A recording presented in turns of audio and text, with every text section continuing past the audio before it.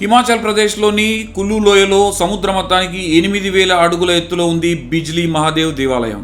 దట్టమైన చిల్గా అడవులు, పెద్ద పెద్ద వ్యాలీలు, లోయలు, ఈ అన్నిటి మధ్య ప్రకృతి రమణీయతతో మధ్యలో కొలువై ఉన్నాడు బిజ్లీ మహాదేవుడు. ఇది కేవలం ప్రకృతికే కాకుండా ఒక అద్భుతమైన శివకథ కోసం కూడా ప్రసిద్ధిగాంచింది. పురాణాల ప్రకారం ఒక రాక్షసుడు మెరుపు రూపంలో వ్యాలీని కలుషితం చేయడానికి, అంటే కులు వ్యాలీని కలుషితం చేయడానికి, నాశనం చేయడానికి పూనుకున్నప్పుడు ఆ పరమశివుడు తన త్రిశూలంలో ఆ మెరుపును స్వీకరించి అక్కడి లోయను మొత్తం తన త్రిశూలాన్ని అడ్డుపెట్టి కాపాడాడని ప్రతీతి.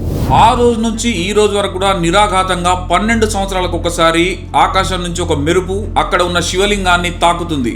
ఆ తాకగానే శివలింగం ముక్కలైపోతుంది. కానీ అక్కడి భక్తులు దాన్ని శాపంగా కాకుండా శివుడి సందేశంగా భావిస్తారు. ఆ విరిగిన శివలింగాన్ని సత్తు మరియు వెన్నతోటి, ఈ 2 పదార్థాలతో కలిపి మళ్ళీ దాన్ని అతికించి శివలింగాన్ని అక్కడ ప్రతిష్ఠిస్తారు.